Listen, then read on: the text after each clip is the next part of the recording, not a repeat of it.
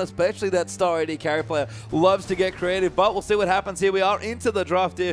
INTZ over on the blue side, DetonatioN Focus move from Japan over on the red, and Siva the first ban there from the Brazilians, and Nautilus the first ban from the Japanese. And honestly, the likes of Udapon going for his off-meta builds. We saw his Callista, which is the Blade the Ruin King, into the QSS. Already kind of a curious start, given that we usually see the Bloodthirster, Hurricane Rush, and other scenes. But then, of course, the late Randuins was an interesting adaptation. And in general, the off-meta against these top teams, the stuff that catches them off guard, is one of the easiest way to kind of set up a situation where maybe you do have a realistic shot at beating this INTZ lineup. Yeah, Nunu banned here as well, away from Asterore. Hecarim the ban there as well, away from Yang. Been a very popular and winning pick all throughout the day so far.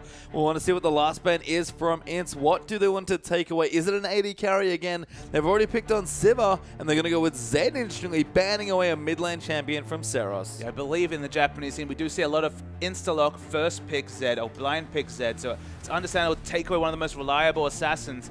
INTZ, it looks like that they respect here to the Japanese team the INTZ potential of picking up Callista, despite the fact that they play a very strong Callista themselves. So taken away from the champion pool, a lot of interesting first picks available. The likes of Sejuani, who actually escaped picks and bans in the last series. Maybe on 5.7, finally starting to lose that first pick, first ban priority. Yeah, and only one jungle ban as well. So Revolta has his pick of the options here if he wants it. Gragas, yeah, he's been super popular all day. That would make sense as a first pick. I like the Callista takeaway as well, even though it is a big champion for DetonatioN Focus Me, just because Callista's still quite strong. It's funny, we almost, I feel like, pronounced the death of Callista too early with the tank meta coming through, but apparently Callista just always going to be good because she keeps coming into the meta. Callista and LeBlanc, I mean, best friends forever. They're the champions that kind of go against the grain in the tank meta. You think both these champions might start to fall apart, but just like how LeBlanc can overtake a lane, then overtake the game, Callista, the 2-item spike has to be respected. We speculated on it. Gragas, the strongest available jungler, going to be the first pick. It's locked in, and I think that's the comfortable choice, and again, shows nothing about your comp and fits into the disengaged meta that we kind of find ourselves in. Yeah, just such a great first pick. Gragas, so versatile and good with little resources as well. Kind of reminds me of almost super-powered Nunu, or Nunu and Lee Sin fused together in some ways. So a good first pick there. They did take their time on it, though, and looks like DetonatioN Focus Me might be doing the same, but going to highlight a few champions here. We'll see what they want to take away for themselves. Have the Morgana highlighted at the moment. Already seen a top lane Morgana, so the flex pick Morgana action's definitely been in action. We've seen a lot of Urgots threatened, but no Urgot picks. Actually has avoided picks and bans. And next to Sejuani, a surprising omission from the picks and bans so far. But we'll just wait to see what they do choose to lock in. They could always go for a support. All the supports available, barring Nautilus, you'd have to say. Like 5 seconds to go. What will be the start of this teamfight comp? If we do see Morgana and Urgot locked in, that's already a massive amount of pick pressure, especially in the mid game. And that's exactly their picks there. They hover them, they think about them for a while, and eventually do decide to settle on the Morgana Urgot that they highlighted. So, I mean, again, so much pick pressure. Flex pick comes through from Morgana. Honestly, Urgot a flex pick. We've seen mid Urgot, we've seen bottom lane Urgot. Both of them, so very flexible 2 picks. It doesn't necessarily pigeonhole themselves into double AD, but it is a possibility for the comp. Yeah, we'll see here as well as Revolta going to flash Draven here to the crowd, which will be an interesting choice for Macau. I believe we've seen his Callista today was the champion that he played away, but we'll have to see what they want to switch over to. Again, very strong side here, are INTZ. I like the first pick, Gragas. I think that's a great first pick on this patch in particular. Can't really go wrong with the Gragas, but 15 more seconds and we'll see what they want to take away. Exactly. We're just waiting to see what semblance of champion pick. I don't see the reason to pick a Draven. Azir makes a lot of sense. Is locked in. One of Tokka's favorite champions in the mid lane. He actually played this Azir versus Urgot matchup in the finals of the CBLOL Summer Split.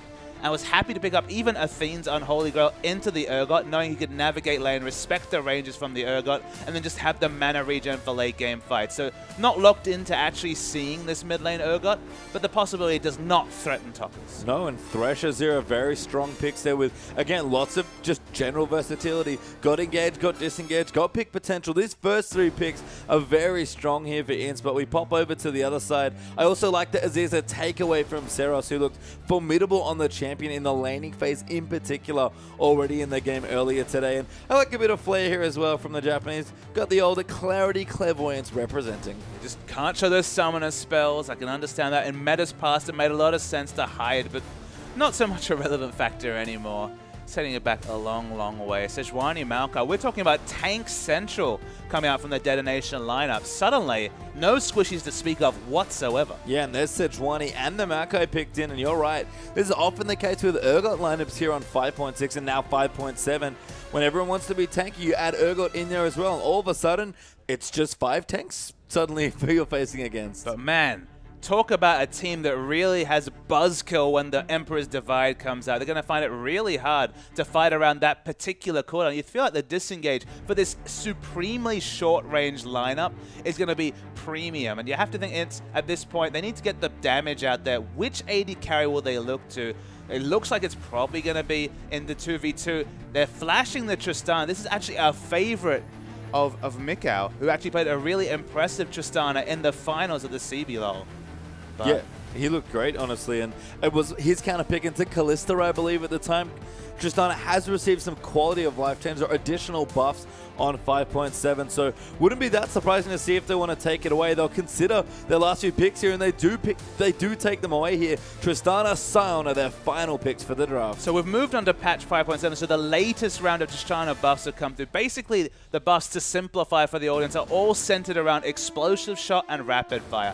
If a target has Explosive Shot riding on it, patch 5.5, the big change was the auto attacks to targets marked by that explosive shot decreased the cooldown of rapid fire. But on 5.7, they kind of double dipped in this situation and made it so that auto attacks with rapid fire decrease the cooldown of explosive charge. So those two abilities are scaling with each other. I mean, in simple terms, when you mark a target, you're really priced to go all in on the target that you mark. It makes you a bit more predictable. You're not going to change focus as much, but it means more lane burst. It means in the late game more rapid fire. So it's just become more relevant, but single target rather than just spreading that rapid fire to multiple tanky members. Yeah, pretty fiercely single target, but a lot of strength there shown, and we haven't seen Tristana in quite a while since those changes, so nice to see you here. We'll see what INTZ can get done with it, but the last pick here for Japan's Detonation Focus Me is the Vladimir. I mean, it just makes sense. Add another tank to the lineup, but a consistent damage tank that can beef up the base values that are already high from the likes of Sejuani.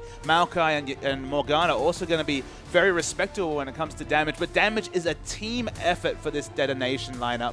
No massive damage sources, and you feel like the Emperor's Divide could really be the trump card if they can separate fights and specifically keep Mikau on that Tristana, the hyper carry in the late game, alive. I mean, Tristana, she still has decent range as well as an AD carry, don't forget. I mean, how many times have we talked about Azir plus a hyper carry here, and it's hard to say exactly where Nutrist fits in as far as like late game carry potential goes, but you have to think it's pretty high on the list. I mean, look, around Worlds time, she was definitely right up there with the best. Probably was the most reliable with the jump reset hyper carry in the game. With the changes, she's certainly not the late game hyper carry the likes of maybe Jinx or Kog'Maw. She's probably in the second string, but her laning's in fact stronger than it was before in some ways, more reliable. The explosive shot does a lot of damage, especially if you get in there with the rocket jump, which you can do so aggressively in a 2v2 situation. And in general, her turret taking is actually even better than it used to be. A little bit more risky and not smashing it down from the 800 plus range that you were once before. But you can use that explosive shot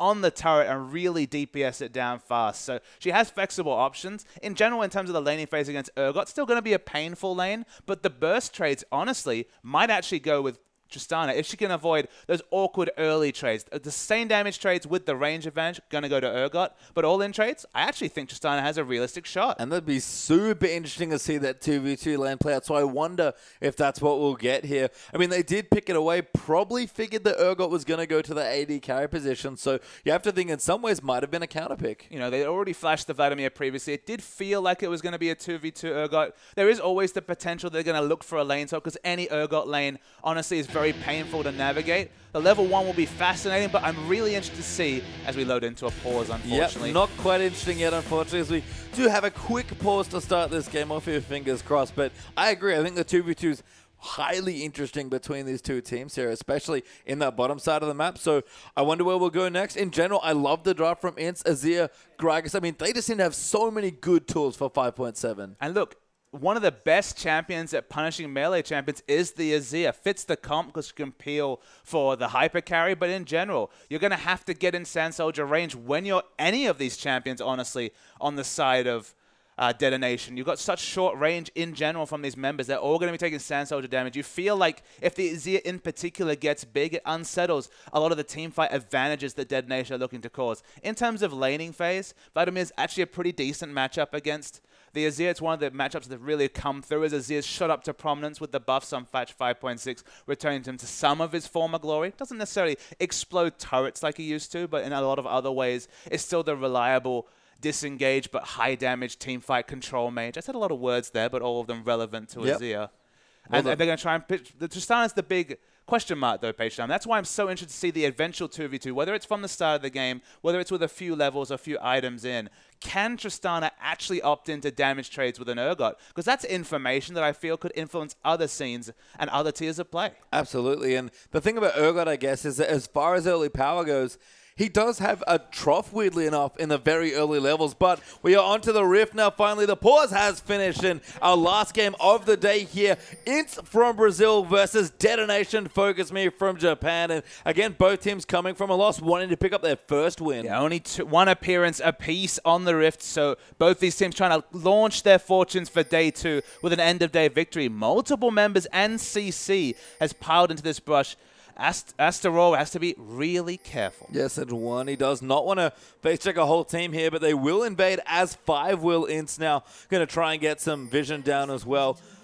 Going to, again, look for some of those trinkets going down. We'll see how deep they place the vision. Trinket goes down. They will take it out, so good reflexes there, identifying the one, being able to clear it, and just some vision around the area. Going to get very good view of the red buff and the Krug area. And interestingly, that even though multiple members went into the red side jungle of INTZ from DetonatioN Focus Me, no deep vision coming through, only the very shallow vision at the gank brush towards the outer turret of the INTZ. So they don't have any real information or scouting. You'd have to think INTZ, with all their vision being committed to this red side, is looking for vertical jungling. And with the likes of Thresh and Tristana in the top lane, seems to be confirmed. They don't necessarily have to start at the enemy red buff, but you feel like Gragas is going to naturally path up there. It seems like we won't get the answer maybe then about what does that 2v2 lane look like unless we already have movement actually from DetonatioN Focus Me wanting to come into the top side. They'll actually be 2v2 at level 1. Playback there as well. Udapongo a little too low, but good damage there from the Asset Hunter. Kiting back wonderfully is forced to flash away, but now Kazu may be caught out of position as well. Again, still level 1, and Doxter might back away. Has to be careful. He's going to get low. Asset Hunter comes in, does tag him, but not quite enough for the kill, and it's very close as Sion dies, but it'll be fine. It's just taking a camp. So much crazy 2v2 action before the minion lines even break. Urgot level 1, you mentioned it just at the tail end of that champs, that does struggle at level 1 when he can't really control waves, where he's really prone to being pushed in. And it was just the burst damage coming through from the explosive shot at level 1. Fully charged, that's the flash! Oh my god, Gragas up here as well. Revolta wants to try and make something happen, but gank goes a miss, flashes are burnt, and very early level 2 pressure comes through.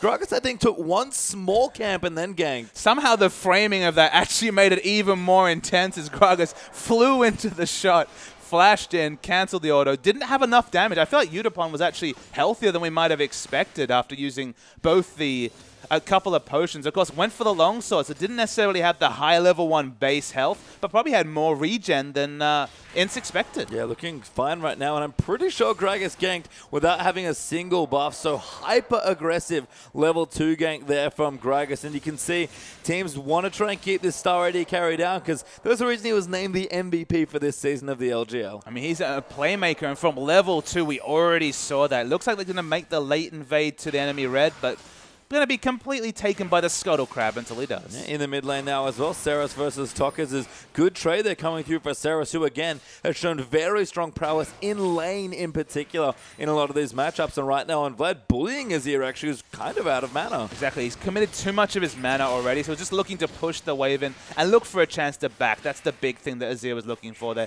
No need to opt into any trades. He's in the top lane. First blood does come through for Trist. They were able to finally get the kill, and Urgot, who was looking a little low there, finally succumbs to Tristana. I mean, the 2v2, it seems to work. It seems like the Tristana, specifically with all the changes, you can see 2 points in explosive shot, 1 point in rocket jump, so nothing's changed in terms of skill order. But the burst damage coming through, remember, you do 20% more damage if you explode the explosive shot with the rocket jump. So that the damage can be just surprising, and with heal down, with no potions, that's the result. Let's see it again here as well. Kazu has to be careful. Macau might fancy himself diving in, but does not commit right now. And that was through some, early summoners burn, meant that first blood was able to be lined up quite easily there. And impressive stuff from the Tristana early on. And a really awkward first buy is just the Sapphire Crystal, so no combat sets, not even building towards that Mana Moon in terms of stacking up the tier. Just offering nothing in the trades apart from a little bit of extra mana sustain.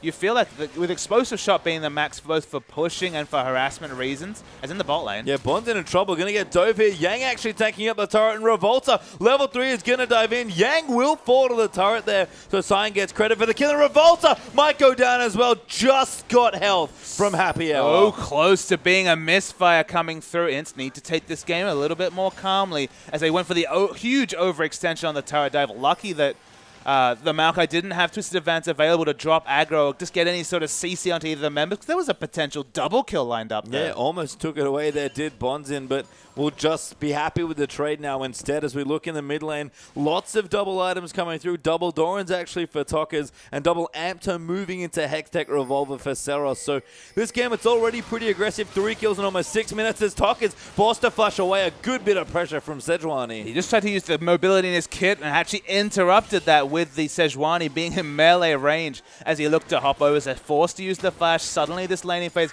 gets that much more tricky. Against Sejuani, we often see these Azirs and the control mages in general opting for the summon spell cleanse, but it's only the heal. Suddenly looking like a pretty tasty target for Asta Raw on the Sejuani. Yeah, he's level 5 now as well, been jungling quite nicely, just farming up a storm basically. You can see just that in the CS difference between the junglers so far. So going to be 6 fairly soon. We'll maybe look to mid lane for that gank, just like you mentioned, in Seros. Getting ahead in this lane, 10 CS up already on the Vladimir. I mean, the big concern that Tristana went back, didn't even need to buy a potion, just went straight for the BF sword. You worry for Urgot. I mean, we predicted, we forecast, just with what we know about the kits, that Tristana might start to win these all-in trades, and honestly, they're looking pretty tasty for Mikau, and the lane's pushing against Udapon. Yeah, it's just going from bad to worse, unfortunately, for the Detonation Focus Me duo lane here. But Mikau going to keep clearing away, going to Explosive Shot the way there just to AoE it down a little bit more. And again, strong CS so far from the Trist, and that early Snowball BF sword, if she can keep going here, this little Buccaneer, the Snowball can get out of control on the top side. Udapon should actually tab over to the item, see no sustain, and look for some harassment, because that damage will be sticky. No sustain coming through from the Thresh, but it looks like he doesn't want to open himself up to a death sentence. Already respecting the burst potential from Mikau because of the item disadvantage. Has only built up mana with his subsequent purchases after the level 1. So trade stats definitely not working in his advantage.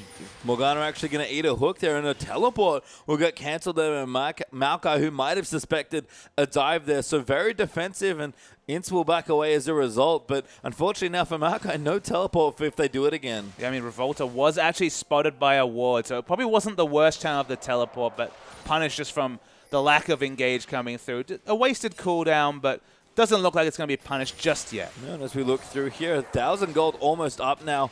The INTZ built up. There's the Gragas. Yeah, good binding coming through. Gragas now moving in as well. The Black Shield that's good enough, but Mikau diving in aggressively. Actually takes the turret in. Ku moves in there as well, but now Silencer going to dive in towards the turret. Yudapongo in trouble now. Revolta flashes forward, finally gets the kill. Jockster tanking turret aggro, but he'll get out as well. And it's all out aggression from the Brazilians, and they've gotten 3 kills already. I was going to say, it feels like we're learning about the aggression of the Brazilian scene. Then they really disregard those turret shots. Multiple people fall into within 1 turret shot of death.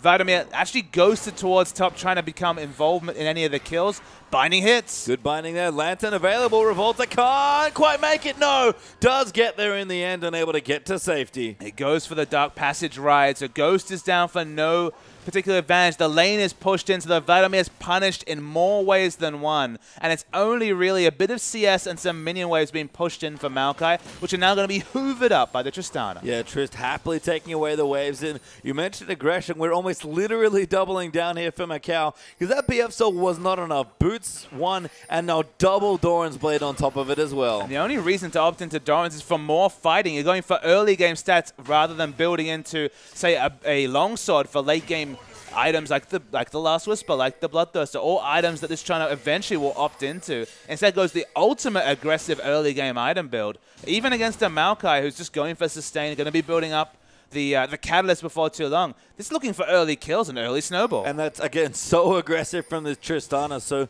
we'll see if the early purchases pay off with those Dorans. Yang now in the top side of the map as well on the side. Looking fine on CS, but Maokai doing well as well here in Urgot.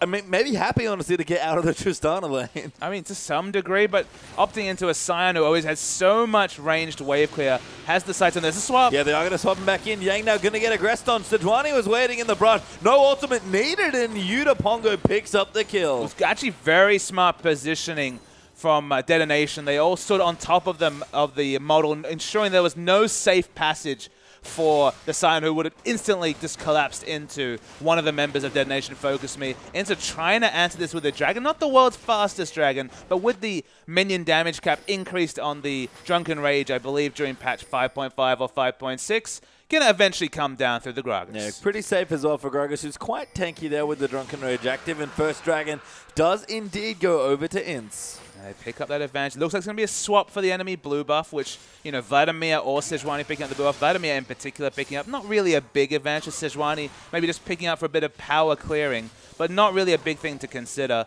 And Mikhail, with the BF sword, I guess one thing we mentioned, not going to have a lot of kill pressure onto Maokai, especially without the Death Sense landing, but throw on that bomb onto the turret, and suddenly the explosive shot's going to do just power down this turret. Not thrown on there quite yet, but you can see Tristana working on that bottom turret quite hard here. It's almost down, as Tristana looks to continue her aggression, now swapping back to the bottom side.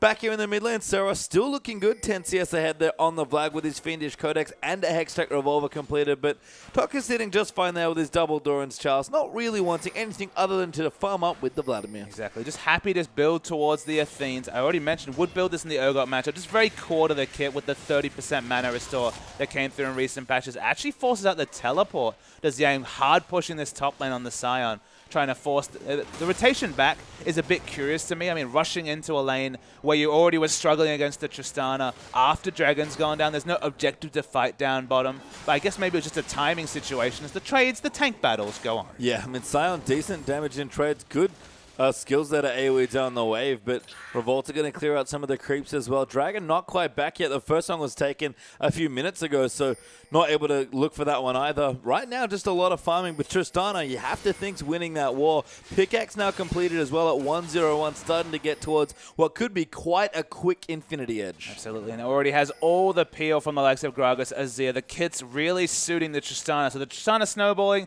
just makes you very happy if you're an INTZ fan. Coming back actually for a moment to the Maokai, it's worth considering one change we didn't mention on 5.7 is that Sap Magic passive has been hit, so staying a little bit lower in lane, but once you have a Catalyst, the Doran Ring, and you start scaling up in levels, not really a relevant statistic to talk about. No, it looks like Righteous Glory going to be the build here for Bonzen, giving for the Crystal Embraces in the inventory there as well. Cinderhulk's completed for both junglers now as well to fit into their Trailblazers, so then enchantment completed there as well. A Brutalizer now for Urgot, going to make things a little bit better, but unfortunately just horribly behind in CS as well. That's almost 50 up for the Trist. Yeah. 41 CS already. Now the turret's taken down as well. First turret of the game to go along with the first dragon they'd already claimed. And Detonation also have these scattered scalings where obviously Vladimir and Sejuani mostly opting into the late game to stack up health. So ability power and health respectively. Urgot erring towards the early game. Happy with the Hemo Plague, but definitely has a lower item ceiling. Will start building tanky at a point. And the Urgot in particular, their early game champion, is the one that's furthest behind, which is perhaps unsettles a lot of what this team comp does together. Yeah, you have to think so. There is the blue buff gets stolen away as well. Revolta able to take that one away. Yang with the Frozen Heart done now as well. Getting quite tanky quite quickly on the Sion, you have to think. And Athene's not quite done yet for Tokka, still farming away. Vlad's same story actually, as neither mid lane has been back for a while. And Saros again, very strong early landing phase. He's pretty far ahead already. And you can see this mid lane is about 1,600, 1,800 gold apiece to go and spend. And I've been impressed once again by Saros' laning. And you can see this Vladimir comp differs greatly from the one we saw in the previous game coming through from the Chiefs.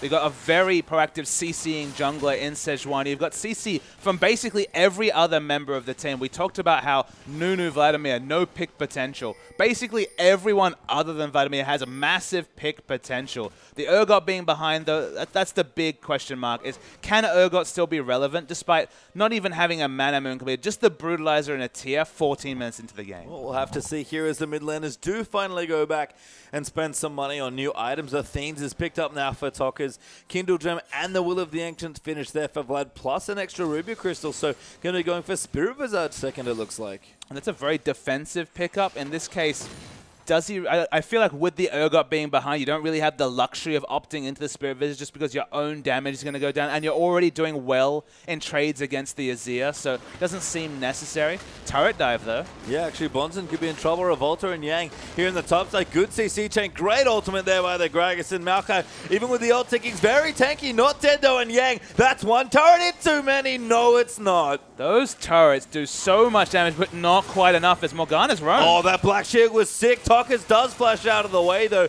but dodges the Emperor's Divide. Astarola here in the mid as well, but Azir just escapes near death. That was a really impressive Black Shield. I guess not that hard an ability to self-cast, but really on point. Saros is ghosted. Rediving, though. Macau's, though, come in as well.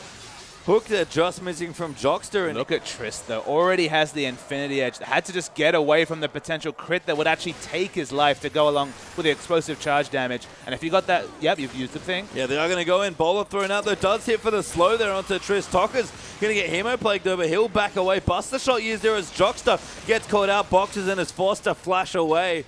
And Detonation Focus Me still up against that turret, but INTZ, again, just almost reckless aggression at this point. Exactly, that was a 3v5 coming through. Sion eventually teleports onto the turret. Gragas still hasn't got there. Their siege is definitely pretty good. The wave clear, not wonderful from Detonation Focus Me, but you have to respect all the engage options. Yeah, wave clear coming through means they have to reset the wave and push back again, and Dragon back in 15 seconds means this is a good area for INTZ to be hanging around, and that Tristana at this stage of the game is just impossible to fight, you have to think. I mean, the Tristana, exactly. She's the one that if she just gets free reign, whether it's on a single target or on a turret, you're going to explode them very, very quickly. Lucky crit means that even the tanky members, like the likes of the Maokai, have to respect the Tristana damage, and it will only get worse as this game goes on and she starts to scale up in terms of items.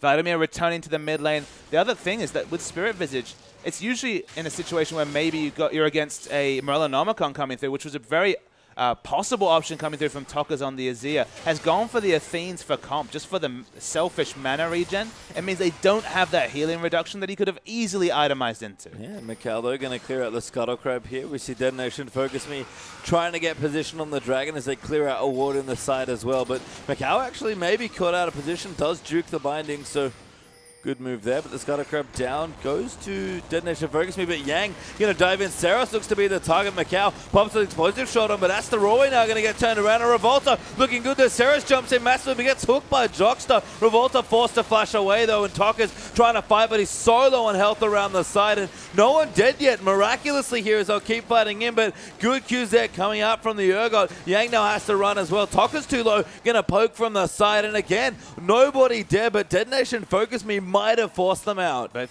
actually we saw Astaroth flash ultimate and miss. It went completely sideways. The slow, now only the 30%. If you don't hit that Glacial Prison square on, doesn't really affect the fight. So that's the flash and the ultimate down. Still, no one's healthy enough to actually start this Dragon. You feel like Detonation Focus Me, that would have been a one-team fight if they had the better item timings, but just not enough damage coming out from the lineup. And pretty much everyone races back to shop except Revolta, who takes his red and now runs back, and everyone's going to make a beeline straight for the Dragon, it looks like here as well. Big minion wave in top lane, though, been prepped by Detonation Focus Me, and if they can buy some time and get the objective, they might get a tower as well. So Sion looks like he's pressured. It's going to top. Doesn't have teleport either. So this should be the moment Science shows a free Dragon coming through for Detonation Focus Me. They're going to take away the blue buff as well. You have to think it's going to go over to the Urgot, the star 80 carry player for the team, and it does indeed. No Dragon going to get taken out right now, though. Yang, though, in the top lane, they might reconsider. Turret goes down, and Saros going to get aggressed on, but Jockster going to get too low here, but now Azir going to come through. Good damage there with the auto attacks. Revolta now going to come. It does get the knockup. Massive cask in there as well. Flayed back into the team, and Macau claims it. Hemoplague's on top of him, though. The heal comes through, and he lives. Yeah, the heal comes through. Remember, they've traded objectives despite the fact that Sion was hopelessly split towards the top of the map without a teleport. Detonation could have just gone straight onto the Dragon. They would have traded it for the outer turret, but would have been an unanswered Dragon, but it looks like they're going to lose both. Yeah, we'll have to see now as the Dragon is going to get looked at by INTZ, and again, kind of trapped behind their tier 2 in mid means that INTZ will have position, but don't want to pull the trigger, have a couple wards in the pit, so have vision of it, but not content to really aggressively pick up the second Dragon, which is against how they've been playing for the last 20 minutes, I have to say. Yeah, it's a very strange move, but again, I keep shaking my head at this Spirit Visage. The no damage potential from Detonation Focus Me, despite all the excellent CC and the Hemoplague likely to hit onto 5 members with all their initiation options in the Glacial Prison. You just have so much potential of the damage not being there. You usually only see a single target take damage from the Urgot in particular. Auto attacks not really respected on that champion. You need this Vlad to do damage. Maybe you go for the Rylai's for a bit more early utility, or the Abyssal Scepter to big up the damage from the likes of Sejuani and Maokai. But very curious for me to see him go such a defensive build in this particular situation where there's not even that much magic damage. And he's already been able to navigate the Azir with the Spell Vamp for him to really get through. Yeah, interesting as well, but INTZ do get the Dragon as a result of some regrouping there and some good control around the area. Now looking to rotate down towards the bottom side of the map and take away some towers for themselves. And we've definitely slowed things down a little bit after the massive amount of kills in the first 10 minutes or so, but Detonation Focus Me right now is a good pull from Vlad, protects him from the hook. Asteroid going to dive in there, but the turret, actually that's a Sun turret, never mind. Asteroid though, taking too much damage. The Hemoplague's good though. Ultimate almost completed for Morgana as Jockster is forced to flash away. Yang as well has to be careful. The hook lands in onto Bonds of it. Yang trapped in the enemy team now, probably going to go down here, trying to fight there as Macau gets grabbed as well. The Buster shot comes through, but he will die to Morgana. Yang now dead as well. Will get the trade kill actually with his passive, but it's a 2-for-1 win for Detonation Focus Me. And we saw this same situation in Bangkok Titans versus Besiktas. If you have such a strong front line and your escape on your AD carry is gated around a first kill, if the first kill never comes, you never get that jump reset. You can't open up the mobility to navigate these fights. The Tristana falls down. So it's a good team fight for Detonation Focus Me. They just need to pick up the minion waves and start fighting when the objective is actually there to be fought for. Remember, those were team fight wins or just an even team fight after the objective had already gone down for INTZ. Yeah, Jockster going back now as well. Going to do a bit of shopping. Everyone regrouping actually as Bonzen just reaped a ton of gold in the top side of the map with, again, some good side wave control there from INTZ. They seem to be adept at pushing out these side waves in particular. It's been a hallmark of their play so far in the tournament from the few games we've seen. But again, the gold lead pretty slim here. A couple thousand up here for INTZ coming through, and more items are on the way here. But right now, Detonation Focus Me holding on well. I think the Dragon deficit might be the biggest thing to look for here in the next few minutes. Yeah, I mean, this is a team comp coming from Detonation Focus Me with the likes of the Urgot in the marksman role to actually expect them to opt into early Dragon control with all their CC, with the Hemoplague being super relevant when you've got set up CC from every other member of the team, but instead finding themselves in a Dragon hole, find themselves a situation which Stan are still able to cultivate what is now only a 25 CS lead. But any AD carry in a CS lead against an Urgot is already doing better than expected. Yeah, and still looking good for Triss, level 11 now, so building up now, does have the rank 2 ultimate to kind of look through the rest of the items. Need to see Large Rod to join the Stinger and the Athenes there for Tockers, and a Warmog's almost completed there for Revolta, so I think a carry choice in some ways here, obviously very selfish, looking for pure health, and not the traditional carry item we think of, but certainly one that means Revolta can just dive more and make more plays. When you're in a game like this, Warmogs makes so much sense when you're not really against any big steroids like attack speed and critical strike that demand the likes of Randalls. I think going for flat health deals with the 2 sustained damage options of the Acid Hunters and the Vladimir Harass. So in most situations against a true AD carry, I wouldn't really be a big fan of the early Warmogs, but it's cost-effective, really interacts well with the Cinderhulk, which is basically a death cap for health at this point. And again, you'll have it very soon. And when you're rotating around the map as much as Gragas has been in this game, that passive that comes through when you're out of combat is very relevant to keep yourself topped up on health. Yeah, helps with Happy Hour there as well as Yang. Applying a little bit of pressure here in the top side of the map up against Bonzin, but 20 CS ahead on the side, looking good, building some more tank items there as well. And just a matter of what else can they get. The turret actually going to go down in the bottom there, so it's rotating nicely now, starting to pick up the pace of the game. But even though there's only a 4,800 gold lead coming close, 5,000 in 24 minutes, look at this mini-map in terms of pink wards. Huge pink ward line around the Dragon Pit and the enemy blue.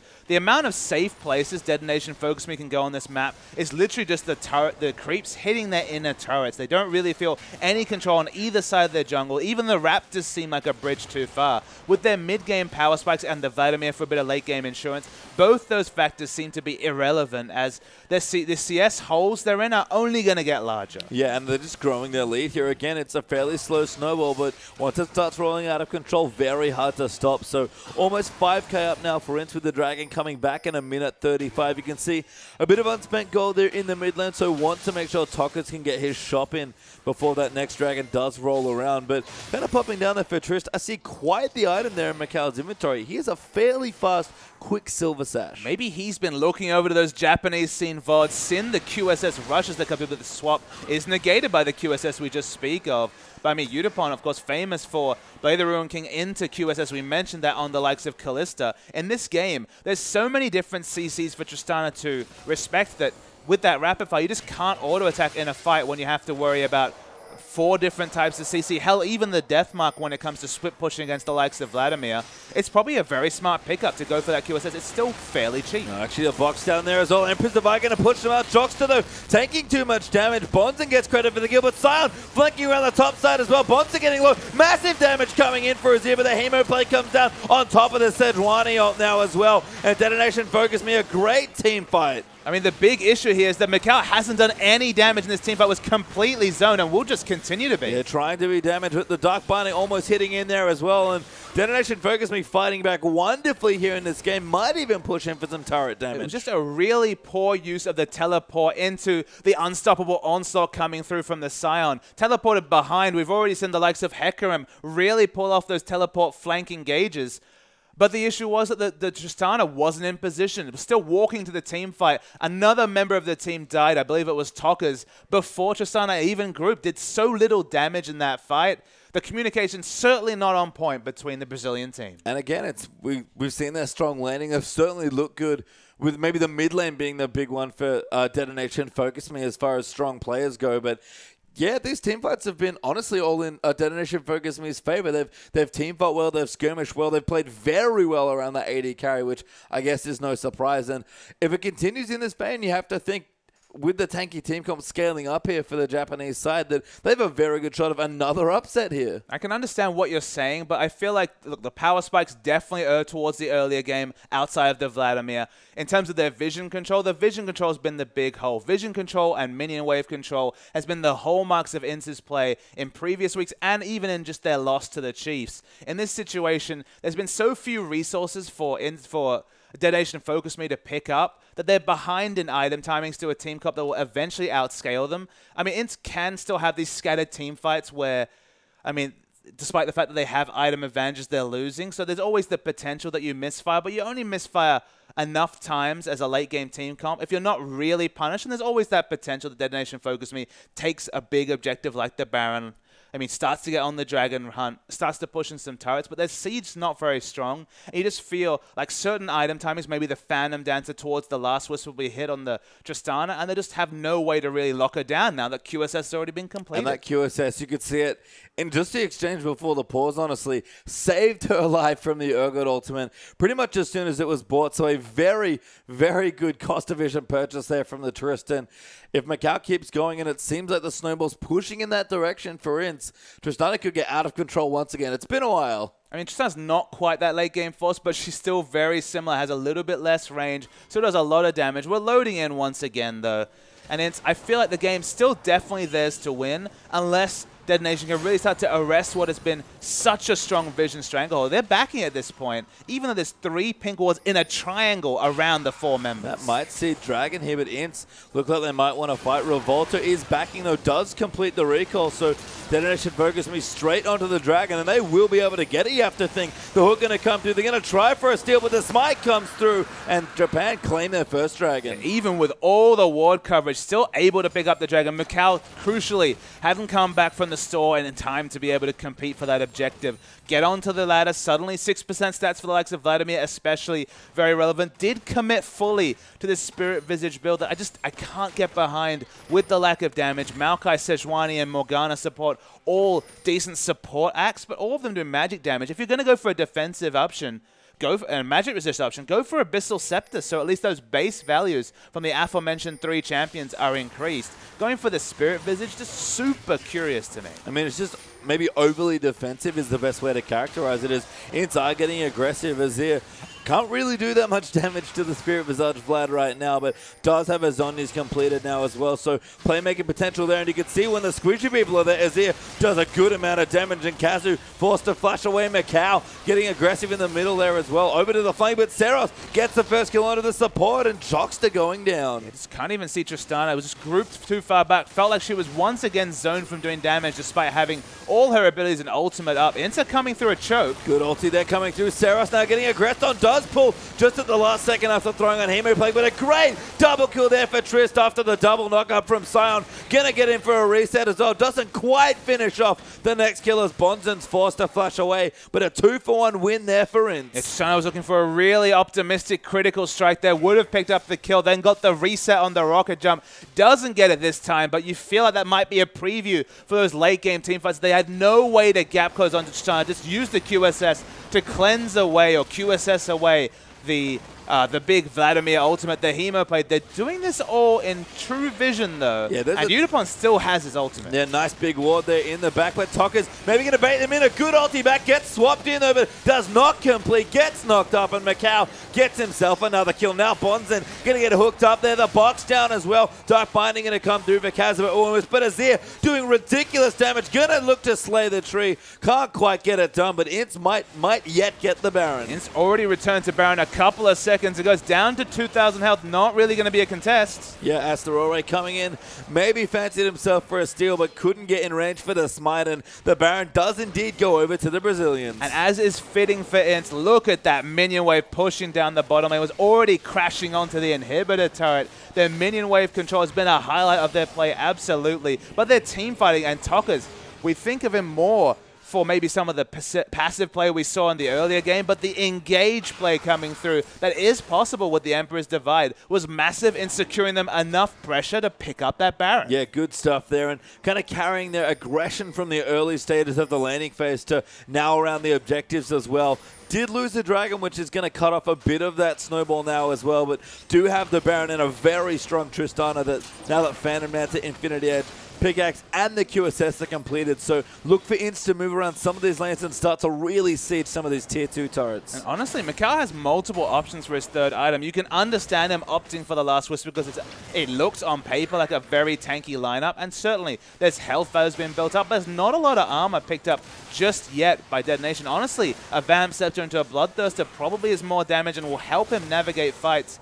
Macau on the Tristana a little bit easier than the Last Whisper, but Last Whisper not a bad purchase, and of course a bit of as Kazu dies. Good catch there, taking out the Morgana in the top side. Asterore going to get hooked away. He will move in for the flay. Tower getting low, will fall down as well. Sejuani already dead to Revolta, and that's 2 kills with a Baron buff. INTZ are not stopping. Yeah, there's 3 tanky members that can already just completely ignore turret damage. If they register a pick, they're going to go in. Yeah, they are looking to maybe go in. Azir looking aggressive, and Jiang is so tanky at this stage of the game, just zoning people off left, right, and center. Base will be broken in 30.5 minutes, and they're going to lose an inhibitor top side as well. Yeah, the turret damage from the Tristana is so high. That's the one thing that's new with the changes on explosive shot. You can just throw it onto a turret, build it up, it'll explode just like it's on a champion, and just explode down turrets. It's one thing she used to do from very safe range with attack speed, but now it's all around her E ability. And that free hitting just insane there as well. You can see a good wave there in the bottom side. Going to be in Macau. Will run down there to take it out. Dragon back in a minute 20 INTZ. Maybe going to look for that. As you can see, there's a massive minion wave looking in with so many caster creeps hanging out. Exactly. It's all caster creeps exclusively now that the turret has taken down the tank. They're going to DPS it down. Another minion wave comes out. Probably not going to be enough damage for Last Whisper, but not going to be far away. No, and that Dragon up soon.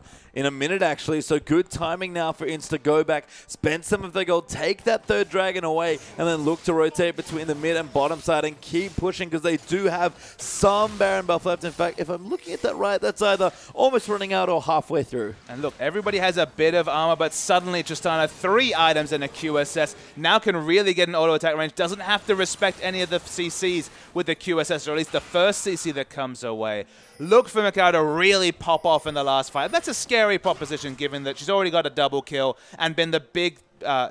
and her team's been the big benefactor of her pushing advantage when they broke that top lane inhibitor. Yeah, 5-1-3 already for the Tristana. And just to inform you that Baron Buff was in fact running out as Kazu might look to face check here. Astaroa here as well. Seros also looking, but there's a hook on to Sejuani. Good ult from Revolta, but it's flashed away there from the rest of Detonation Focus Me. Kazu though going to go down as Macau's now on a rampage, and this Tristana, the train is not stopping. That's the first pick. Some of the minion waves, they're not quite pushed up to start sieging, but they're definitely getting there. Tristana bringing up a wave in the bottom lane to push in. Azir pushing in mid. All the global pressure pushing towards Detonation Focus. Yeah, and even without the Baron buff, with that dropping away, they're still able to apply plenty of pressure around the map here. They've already got the top inhib down. They're working on the other two now as well, and Detonation Focus Me, they're running out of structures to defend. Absolutely, and our Brazilian representatives, INTZ, are really applying the full court press. That's the way I really looked at this game. They spent so much time camped in the enemy jungle. If I could track just how many Raptor camps, how many golems Detonation Focus Me actually picked up, it'd be really minimal. Macau, though. He gets out of the way. They're binding with a rocket jump there, but it looks like Yang dived deep into the enemy team now as well. Him and Blake does go down, does hit onto Macau, but he's going to QSS it away. Sarah's going to be the next target. He's forced to pull now as well, and Macau getting low, but everyone else is flashing away. It's a very weird fight on two fronts as Tokka's going to get low there. Pops is Johnny is forced to flash, but down the bottom still, Macau pushing in, Yang taking up the turret, and they'll break the bottom side as well. Yeah, Macau crucially had to QSS a non-CC effect against a Morgana, Sejuani, Maokai lineup, Urgot notwithstanding, because she doesn't have any lifesteal. She has to respect the damage coming through from the Hemoplague, so has to use that QSS preemptively. That's not going to be the case for much longer. They'll pick up the Dragon, and then she'll be able to go back, get at least a Vampiric Scepter with the Tristana. Suddenly able to hold that QSS more judiciously. I expect the Tristana to go off massively in the next fight. Yeah, Dragon does go down, so that's the third coming to for INTZ. I have to think it probably should have been the fourth here, but at this stage of the game, probably doesn't matter too much. Baron back in a minute 40. So much pressure being applied to lanes from pretty much all fronts here. And INTZ, this is sort of more of what we expected here. Couldn't do it in their last encounter with the Chiefs today, but had a great showing as far as objective and side wave control goes. This, when their game plan gets going, a much more streamlined version, and the reason why so many teams are scared to play them. And you can see that the CS advantages, they're both reflective of mechanical advantages, but also just the game plan of INTZ pushing out all the lanes, causing all the map pressure. Every lane winning in CS, 50 CS, 50 CS in top and mid, and the 80 carry all about 60, all about the same. Honestly, all three carries super ahead of their lane opponents. Macau's going to go bring up another minion wave. Of course they've got a minion wave pushing in top because it's still a super minion wave.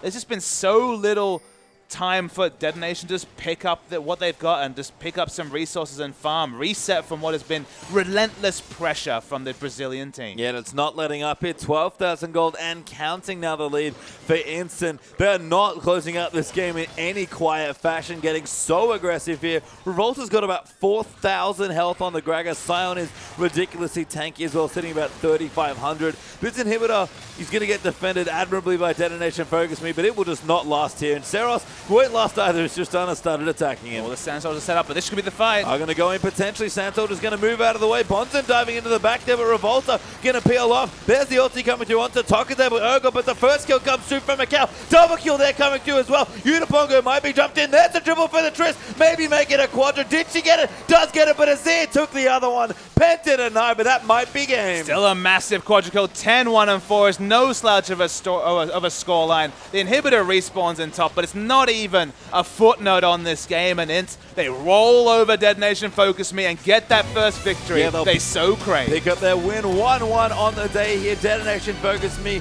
No victories yet today, unfortunately 0-2 for the record, but a strong performance there from the Brazilians, and I have to say, that sort of very clean play, they ended that game swiftly once they had control of it, and other teams take note. That is the scary team we thought was showing up to this tournament. I guess they've had their mulligan game against the Chiefs because they definitely picked themselves up from that, had a team talk, and came out and played the clean, aggressive League of Legends that we expected. Honestly, at the early game, there were a couple of signs of that kind of rust, of that kind of over-aggressive play. Some of those turret dives were just plain nutty from me, Pastry Time. But they adapted, they evolved, and they took the game out and never looked like losers. Yeah, strong stuff, and great to see Tristana making an appearance after a rework quite a while ago, you have to think, but we talked about it. Into a team that do play it usually into Kalista, but look just fine into the Urgot as well. I mean, the burst trades you were seeing, even in the 2v2 they tried to navigate away from, were significant. I'm not sure if we'll see a consistent trend of bringing Tristana into what has been an Urgot threatening meta, but in the 2v2 lane, was able to navigate it quite impressively. Yeah, looked great there. But with the day done, we will have a check-in with the standings and see where our 7 teams ended up on the day. As you can see, the only undefeated team for the day, Bangkok Titans at 2-0, but not far behind are the Chiefs from Oceania at 2-1, and Besiktas tied as well from Turkey. Not sure how many of you at home tipped Bangkok Titans to be the only undefeated team, but they ride the roost to the top. Couple of teams at 1-1 in the middle, Hard Random and now INTZ Esports in that last game. Detonation Focus Me and Chaos Latin Gaming still struggling to get their first victory. But again, only day 1. It's a round robin for the 7 teams, so plenty of time to catch up and get those wins. Absolutely, and it's going to be another full day of action tomorrow. I mean, the big winners today, it's probably the Chiefs next to the likes of the first place team. Of course, Bangkok Titans, they played well. Yeah, and a great day here. But we are done, of course, for day 1. But join us tomorrow for more action for the International Wildcard and Invitational. For myself, Papa Smidley, at the spawn, and our entire live production crew, we will see you tomorrow for more games.